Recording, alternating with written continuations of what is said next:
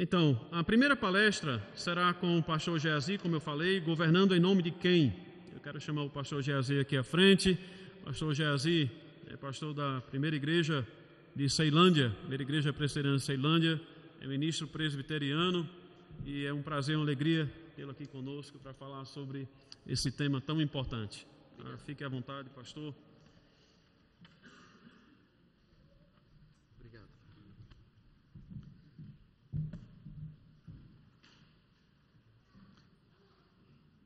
Tem que bater palma não, né?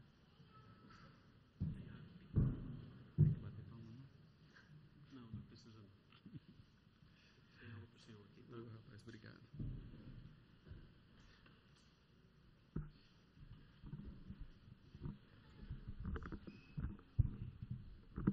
Boa noite, meus irmãos. Graça e paz a todos. Uma alegria poder estar novamente aqui com os irmãos, na Igreja Reformada de Brasília, rever os irmãos que estão já conhecidos, né, amigos, e nós podemos, então, mesmo sendo de denominações diferentes, nós podemos desfrutar da amizade cristã, termos esses momentos que são realmente agradáveis e importantes para todos nós no crescimento da palavra do Senhor. Para mim é uma alegria realmente, uma alegria participar dessa conferência, e especialmente aí com os irmãos tão notáveis, reverendo Iraldo, reverendo Rodrigo, reverendo Dilcilei também, que deve estar chegando. É uma alegria então estar juntamente com esses irmãos, podendo edificar a igreja do Senhor Jesus Cristo. Meus irmãos, o tema que me foi dado é em nome de Cristo, para falarmos a respeito do governo da igreja, em nome de quem? Eu queria que os irmãos abrissem a palavra do Senhor na segunda carta de Paulo aos Coríntios, capítulo de número 5.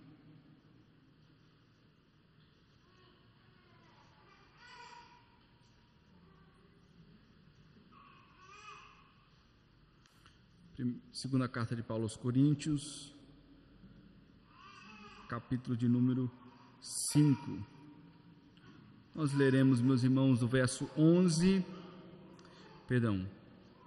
nós leremos o verso 18 ao verso de número 21, porém, meditarei apenas no verso de número 20, se tratando também da proposta da conferência, de termos não apenas pregação, mas palestra. Nós meditaremos mais no verso de número 20. Diz assim, meus irmãos, a palavra do nosso Senhor. Ora, tudo provém de Deus, que nos reconciliou consigo mesmo por meio de Cristo e nos deu o ministério da reconciliação, a saber que Deus estava em Cristo reconciliando consigo o mundo, não imputando aos homens as suas transgressões, e nos confiou a palavra da reconciliação. De sorte que somos embaixadores em nome de Cristo, como se Deus exortasse por nosso intermédio. Em nome de Cristo, pois, rogamos que vos reconcilieis com Deus. Aquele que não conheceu pecado, ele o fez pecado por nós, para que nele fôssemos feitos justiça de Deus. Vamos orar mais uma vez, meus irmãos. Ó Deus, nós te agradecemos por esta noite, por esta oportunidade que temos de meditarmos mais nas verdades da tua palavra, para crescimento, para edificação da tua igreja. Ó Deus, ajuda-nos a sermos fiéis à tua palavra em tudo que nós viermos a fazer como igreja. Que o nosso empenho, o nosso desejo de conhecer mais não seja por vaidade, mas seja, ó Deus, por fidelidade, por amor ao Senhor, por desejo de agradar ao Senhor. Continua, Deus, falando aos nossos corações, ensinando-nos pela tua palavra. Isso é, Deus, que nós oramos pedindo no nome de Jesus Cristo. Amém. Meus irmãos, nós temos muitas histórias que falam a respeito de traições, né? De repente você tem aí um jogador muito querido em um time de repente ele vai para outro time, né? Quem gosta de futebol talvez fique chateado com isso, mas talvez outras traições mais graves, mais profundas, como por exemplo a de líderes políticos, de autoridades de uma nação, chocam muito mais e chamam muito mais atenção e até afetam diretamente a vida do povo. Um desses acontecimentos de traição, de um alto funcionário do Estado chinês que simplesmente abandonou o seu presidente, o presidente do partido, Chiang Kai-shek, e ele então mudou de lado, tendo apoio então dos japoneses ali em plena guerra, Segunda Guerra Mundial. Nós estamos falando de Wang Zaoming. Eu não sei falar bem chinês, mas é alguma coisa assim. O que choca é que, de fato, esse homem, uma vez, traiu o seu país e ele voltou novamente para estar ao lado de Chiang Kai-shek, e depois de um tempo os japoneses fizeram a proposta de oferecer-lhe um cargo e ter a possibilidade ali de ter o apoio do governo japonês, e ele aceitou novamente, então ele agora trai a sua nação para que ele venha governar, não por mão dos seus compatriotas, mas por mão de um inimigo de toda a nação. Certamente nós então nos chocamos quando aqueles que deveriam estar governando, dirigindo a nação com autoridade, eles então traem. Certamente nós também nos espantamos quando isso acontece no meio da igreja, de pastores que foram chamados para conduzir o povo do Senhor em fidelidade a Cristo, mas continuam lá nos púlpitos, mas não fiéis a Cristo, não fiéis ao Senhor que o arregimentou, que o chamou para ser um soldado, para estar conduzindo o povo do Senhor, preparando esse povo. Ele então simplesmente continua pregando, continua falando a respeito de Deus, da palavra, da Bíblia, de pecado, mas o seu coração está submisso a outras coisas, a outros senhores, e é então um traidor, porque ele já não governa em nome de Cristo, e sim em nome dos seus próprios benefícios, dos seus próprios interesses. Certamente, meus irmãos, quando nós lemos essa carta de Paulo aos Coríntios, uma carta que tem o seu tom de pessoalidade pelo fato de Paulo não ser um desconhecido desses irmãos. Ele estava ali, ele mesmo havia conhecido, estado com aqueles, ele então de fato poderia dizer que tinha aquelas pessoas que ele estava ao lado e que ele mesmo conduziu a Cristo, que ele mesmo então esteve ali preparando, e poderia dizer que era de fato pastor deles. Mas como nós vemos então aqui na segunda carta de Paulo aos Coríntios, nós vemos esse povo sendo então influenciados por aqueles que não eram ministros de Cristo, se diziam apóstolos, e eles então estavam muito provavelmente anunciando outro Jesus, outro evangelho, e estavam assim também falando a respeito de Paulo como não sendo alguém digno de que realmente ele fosse considerado um apóstolo, um ministro da palavra entre os coríntios. Nós vemos então aqui, meus irmãos, nessa carta, o apóstolo Paulo desejando corrigir o mau entendimento, corrigir as falsas informações, aquilo que estava afastando a comunhão entre o seu pastor e a igreja. Veja aqui, meus irmãos, então esses que estavam ali diziam que Paulo não era apóstolo de fato daqueles irmãos ou daquela igreja, ou até mesmo enviado por Cristo Jesus. Ele que então provavelmente havia prometido àqueles irmãos que iria em determinada época visitá-los, e ele diz que não pôde ir, não porque os amava, não porque se importava com o bem-estar desses irmãos, mas porque ele de fato estava impedido, e especialmente por causa do cuidado de Tito.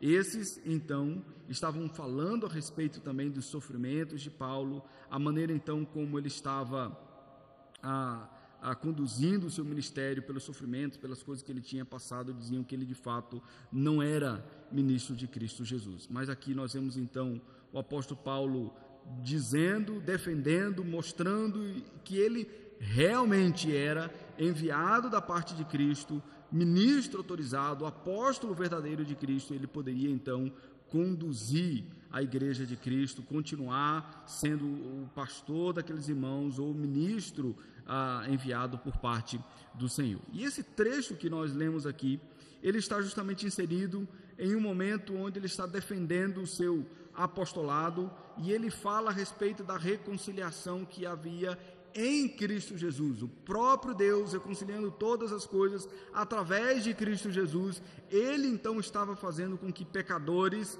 que eram inimigos do Senhor pudessem então estar diante do Senhor. Esse então, o argumento trazido pelo apóstolo Paulo aqui, nesses versos que nós lemos, aponta então que de fato aquele que fala sobre Cristo, sobre a reconciliação de Cristo, ele é ministro, ou tem o ministério da reconciliação, e ele então estava sendo rejeitado pelos seus. Quem rejeita então o fiel ministro de Cristo, ele também estaria rejeitando o próprio Cristo, rejeitando aquilo que foi oferecido em Cristo Jesus. O ministério então pregado pelo apóstolo Paulo, o ministério da reconciliação, feito em nome de Cristo, como nós lemos aqui, por causa do amor de Cristo, o ministério então de Cristo em fazer com que houvesse essa reconciliação, como nós lemos no verso de número 18, aqueles então que estavam pregando deveriam ser aceitos pela igreja. Por quê? E lemos então justamente aqui no verso de número 20, porque ele está fazendo isso em nome de Cristo, ele é embaixador de Cristo, aquele que foi enviado com autoridade para conduzir o povo do Senhor. Então, nessa conclusão que ele está trazendo aqui a respeito da reconciliação, ele como ministro da reconciliação, autorizado então para continuar dirigindo o povo do Senhor, ou o povo ouvir a respeito daquilo que é trazido pelo ministro da palavra, ele vai então mostrar aqui o que esses ministros fazem e são em nome de Cristo. Nós vemos então aqui nessa primeira parte do verso, ele dizer a respeito daqueles que, desse evangelho, da palavra que é anunciada por representantes autorizados. Veja aqui, meus irmãos, que ele começa dizendo que ele é embaixador em nome de Cristo. Mas se nós então olharmos lá no grego, a palavra nome, em nome de Cristo, não aparece no texto. O que nós encontramos ali, uma expressão hipercristo, que significa justamente aquele que está debaixo, de uma outra autoridade, ou debaixo de Cristo, ele vem com a autoridade daquele que o enviou. Nós vemos então o apóstolo Paulo dizendo a respeito desse envio por parte de Cristo, como aquele então que está de fato não indo por si, no seu próprio nome, ou fazendo algo pela sua própria autoridade, mas ele está ali de fato sendo como um representante, indo sob a autoridade de outra pessoa. E mais claro então fica isso no nosso texto, porque ele fala a respeito de si como sendo um embaixador de Cristo.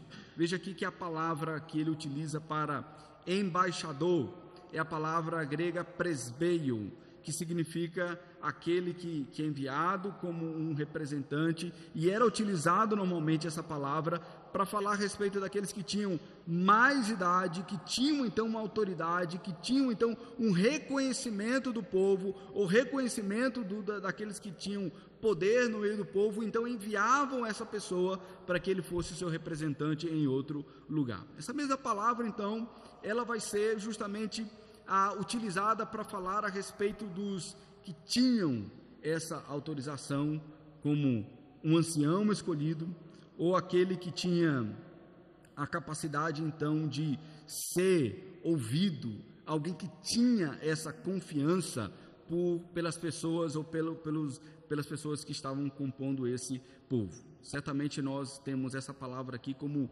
cognata para algo muito próximo a nós no governo da igreja, que são os presbíteros. A palavra então que foi detalhadamente escolhida pelo apóstolo Paulo, ela remeteria justamente à ideia de que esses que são embaixadores também são os presbíteros, são reconhecidos pelo povo, são enviados então por uma autoridade superior, e ele então de fato pode fazer aquilo de forma legal, como um representante legal. Certamente estava envolvido aqui a ideia de que eles então portam uma mensagem de outro com autoridade, um portador então de uma mensagem divina, e essa também era uma forma de utilizar essa palavra naquele tempo. Nós vemos, por exemplo, em Filo, quando ele falava a respeito de Moisés como sendo um presbíteres, que seria então esse embaixador. Nós vemos entre aqueles coríntios no primeiro século também falar no mundo grego a respeito desses embaixadores com uma conotação sagrada. Então eles tinham também a ideia de ser alguém que era enviado da parte de Deus. Nós encontramos isso no maniqueísmo, entre os estoicos, também no cristianismo primitivo. Todos eles com a ideia, são enviados divinos.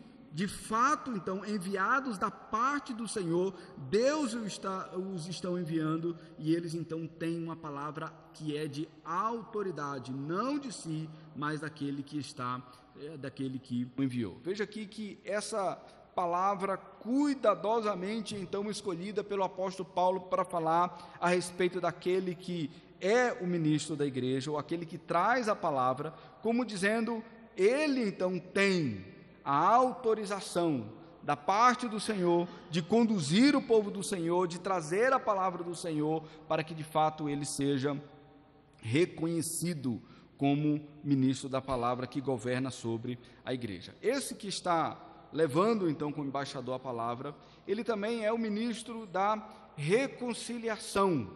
E aqui nós encontramos justamente a ideia de que havia dois povos inimigos, a ideia de que esse que era então enviado de um outro povo, ele agora está no meio e fazendo então uma reconciliação com aqueles que antes não eram povo. E ele então, como um enviado especial, como embaixador, como aquele que leva a palavra de outro, está então conduzindo nessa reconciliação. Mas veja que o nosso texto aqui não apenas fala a respeito de Cristo, ou ele com o embaixador de Cristo, mas ele diz também que aquilo que ele está dizendo, ou aquilo que ele está comunicando à igreja, é como o próprio Deus exortando, o próprio Deus então conduzindo naquilo que é dito, certo? Então aqui de que não seria uma possibilidade ou algo subjetivo, mas a ideia do texto, a força do texto é certo, ou com certeza, como Deus então falando através daquele que é embaixador.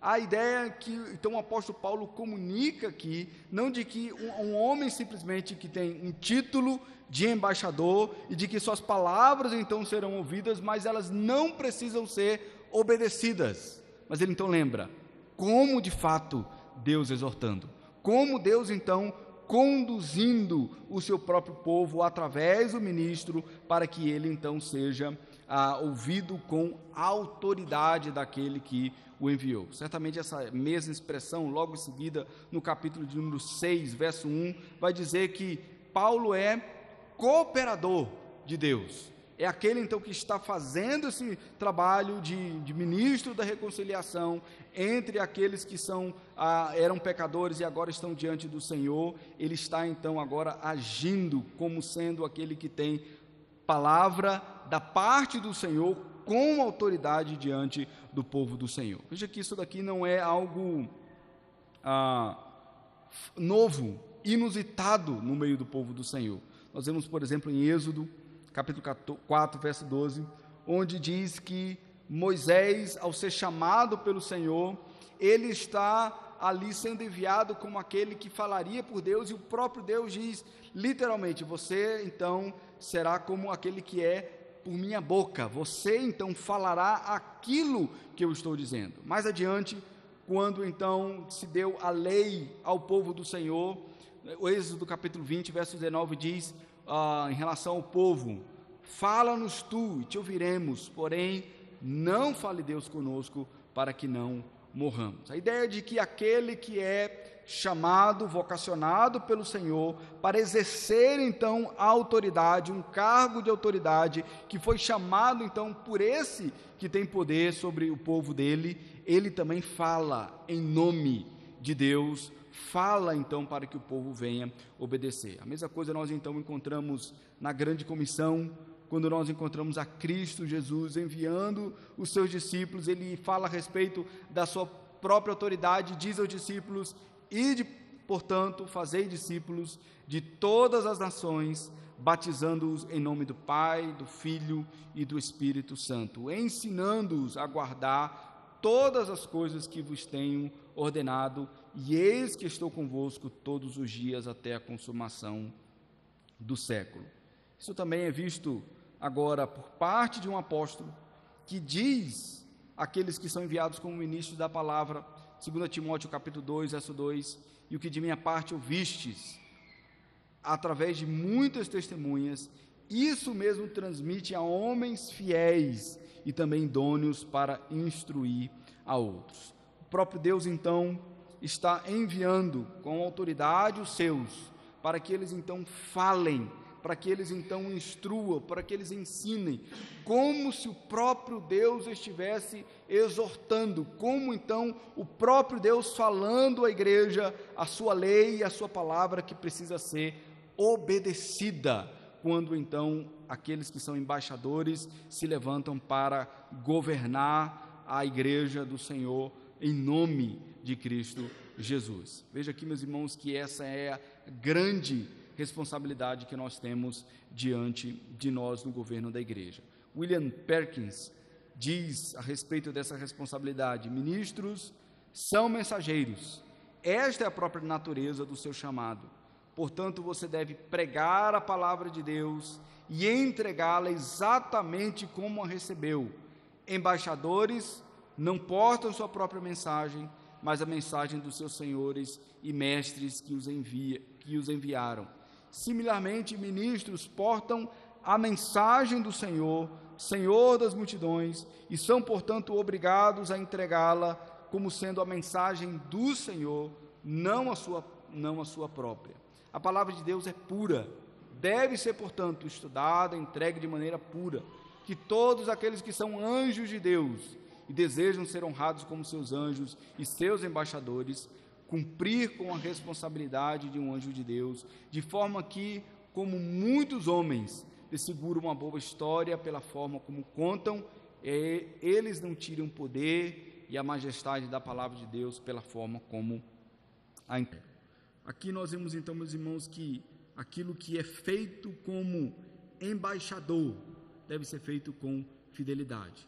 Aqueles que falam, então, ocupam o púlpito de suas igrejas para o governo da igreja, para liderar a igreja através do governo presbiteriano, falam e ensinam como se o próprio Deus estivesse conduzindo o seu próprio povo. Veja que há o grande perigo, meus irmãos, aqui, de pastores quebrarem constantemente o terceiro mandamento, quando diz a respeito de não falar o nome de Deus em vão, ou não tomar o nome de Deus em vão, dizendo aquilo que é contrário ao Deus que eles estão carregando sobre si, conduzindo como se fossem representantes do Senhor por todos os lugares, e as pessoas então olhando e vendo a postura, o caminhar, a vida desses então que estão falando em nome do Senhor, mas não estão falando em nome do Senhor.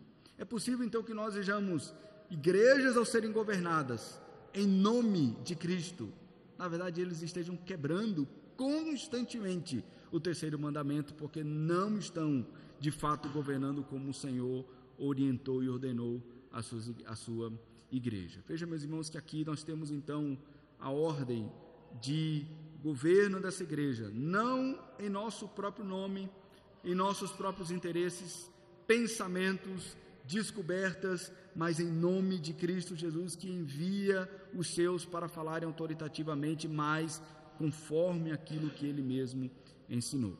Mas em segundo lugar, meus irmãos, nós vemos também nesse texto o exercício desse ministério da reconciliação em nome de Cristo, aquilo que ele faz para que o povo então seja conduzido em nome de Cristo. Veja que ele começa dizendo aqui, ele continua dizendo no verso 20, que ele suplica aqui diante da igreja.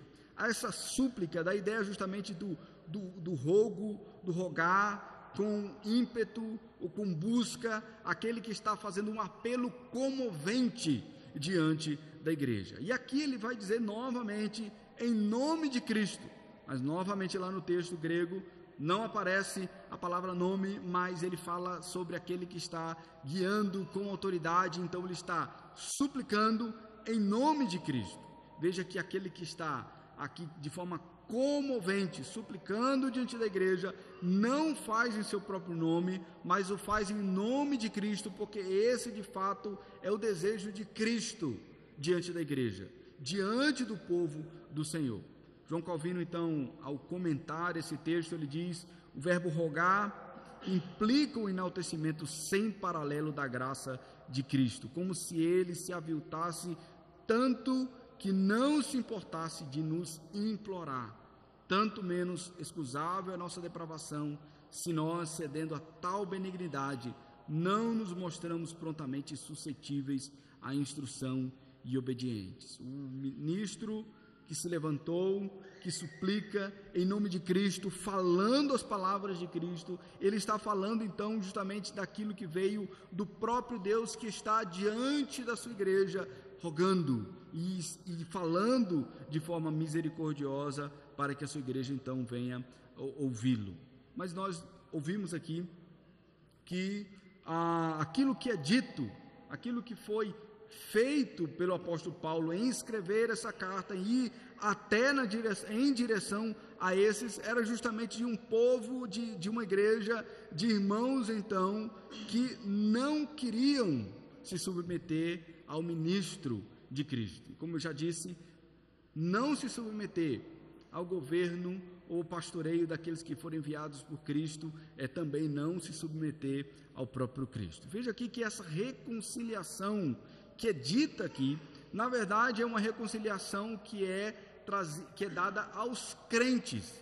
Certamente não passa na mente do apóstolo Paulo de que eles não eram salvos, de que eles não eram povo de Cristo, mas sim que era uma igreja verdadeira de Cristo, como nós então encontramos em vários outros momentos, chamando e referindo-se a esses irmãos como sendo do povo do Senhor.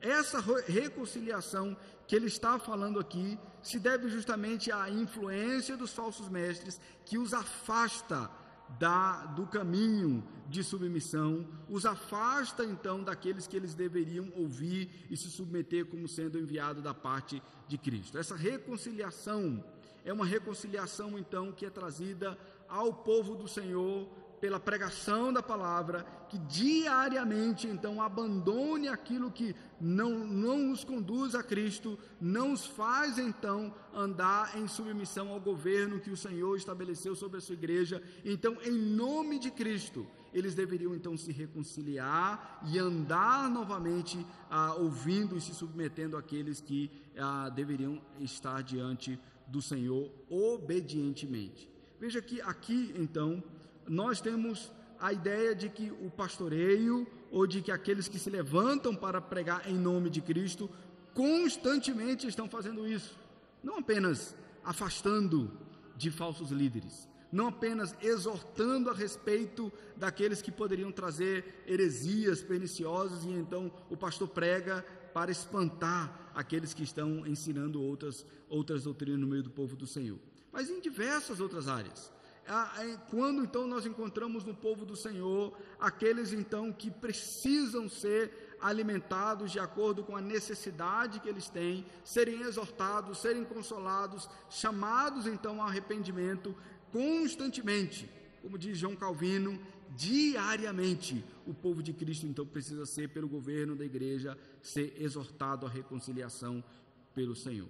Isso acontece no Novo Testamento de variadas formas, aquilo que é feito em nome de Cristo no meio da igreja. Quando nós olhamos, por exemplo, então, a pregação da palavra do Senhor, que por essa pregação dia a dia, especialmente também no dia do Senhor, chamando então, suplicando ao povo do Senhor que eles se reconciliem com o Senhor. Em Atos capítulo 9, verso 27 diz: Barnabé, porém, tomando consigo, levou os apóstolos e contou-lhes como ele vira o Senhor no caminho, e que este lhe falara, e como em Damasco pregara ousadamente em o nome de Jesus. E esse é o padrão, então, da pregação no Novo Testamento, a pregação em nome de Cristo, para que então esses ministros autorizados supliquem, e em nome de Cristo eles se levantam para pregar.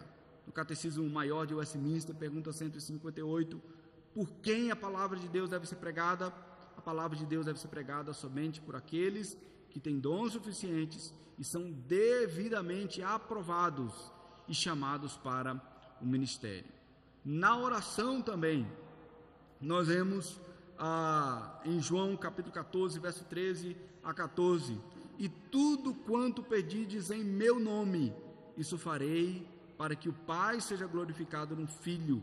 Se me pedirdes alguma coisa, em meu nome eu farei. O povo de Deus é governado também pela oração feita pelos seus ministros.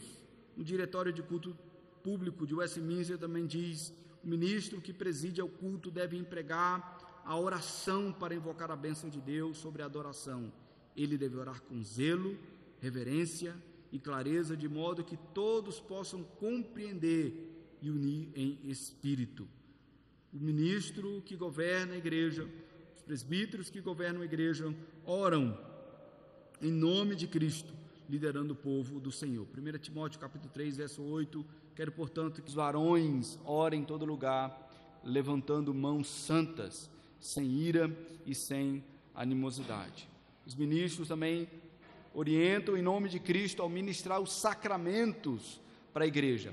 Atos capítulo 2, verso 38 diz, respondeu-lhes Pedro, arrependei-vos e cada um de vós seja batizado em nome de Jesus Cristo para a remissão dos vossos pecados e recebereis o dom do Espírito Santo. Primeira carta aos Coríntios, falando a respeito do sacramento da ceia do Senhor, porque eu recebi do Senhor o que também vos entreguei, que o Senhor Jesus, na noite que foi traído, tomou o pão e, tendo dado graças, o partiu e disse, isto é o meu corpo que é dado por vós, fazei isto em memória de mim. Por semelhante modo, depois de haver ceado, tomou também um cálice, dizendo, este cálice é a nova aliança no meu sangue, fazei isto todas as vezes que o beberdes em memória de mim. O sacramento, então, os sacramentos do batismo, da ceia, ministrados então por aqueles que governam a igreja em nome de Cristo, benefício para então conduzir a igreja à reconciliação diária com Cristo.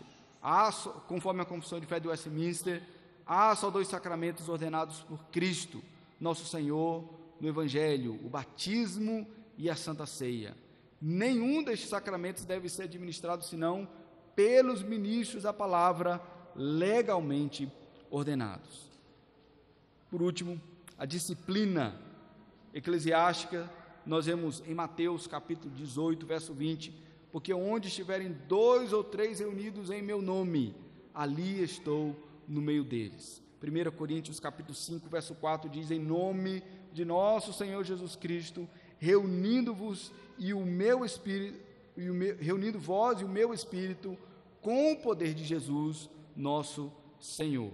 A aplicação, então, da disciplina em nome de Cristo Jesus, por aqueles que foram reconhecidamente enviados por Cristo, eles então conduzem o povo do Senhor ao arrependimento em nome de Cristo Jesus. Novamente, a Confissão de Fé de Westminster, capítulo 30, sobre as censuras eclesiásticas, diz a esses oficiais, estão entregues as chaves do reino do céu. Em virtude disso, eles têm, respectivamente, o poder de reter ou remitir pecados, fechar esse reino em penitentes, tanto pela palavra como pelas censuras, abri-lo aos pecadores penitentes pelo ministério do Evangelho e pela absolvição das censuras, quando as circunstâncias o exigirem. Veja aqui, meus irmãos, que pela oração, pelos sacramentos, pela pregação da palavra, pela maneira como a disciplina eclesiástica é administrada na igreja, em todas essas coisas o Novo Testamento diz, em nome de quem isso é feito? Em nome de Cristo. Veja que quando ele, o ministro da palavra, aqueles que são colocados na posição de governar o povo do Senhor, eles conduzem o povo de Deus a olharem para Cristo, se reconciliarem com Deus, se arrependerem dos seus pecados, serem edificados pelos sacramentos e pela palavra. Eles o fazem em nome de Cristo. Deixar qualquer um desses meios pelo qual o Senhor edifica a sua igreja também é rejeitar o nome de Cristo, ou não fazer aquilo que deveria fazer como um embaixador de Cristo. Rejeitar, por exemplo, a importância da pregação para a igreja, ou rejeitar a ceia do Senhor, ou banalizar a ceia do Senhor, ou não se importar com a aplicação da disciplina eclesiástica. É pegar então a maneira como o rei disse ao embaixador como ele deveria governar. Ele diz: eu não vou fazer isso, eu tenho outras maneiras melhores de conduzir ao povo do Senhor.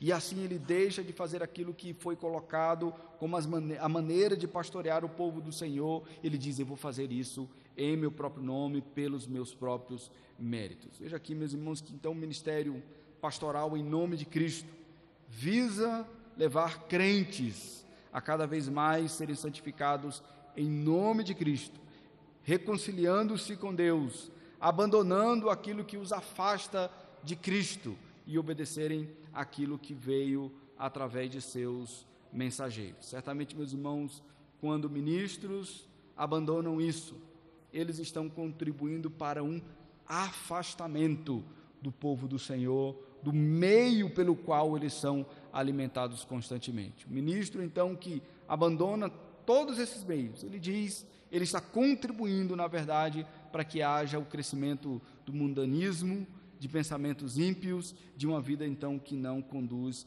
a Cristo Jesus. Em nome de quem nós fazemos aquilo que fazemos? Em nome de Cristo. Nada que nós, então, como ministros da palavra, aqueles que governam sobre a igreja, presbíteros da igreja, fazem em seu próprio nome, ele então terá de fato valor, se não for alicerçado no nome de Cristo ou por aquele que nos enviou.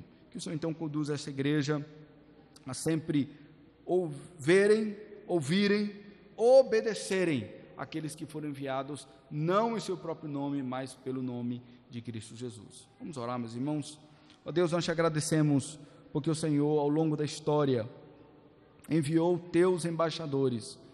Não vieram em seus próprios nomes, mas vieram em nome do Senhor, em nome de Cristo, e que governam a igreja pela palavra, pela ministração dos sacramentos, pela oração, pela aplicação da disciplina, não para os seus próprios interesses, mas para que a igreja continuamente, diariamente, seja alimentada pelo Senhor, seja reconciliada, abandonando aquilo que é mundano, aquilo que é pecaminoso, aquilo que desagrada o Senhor.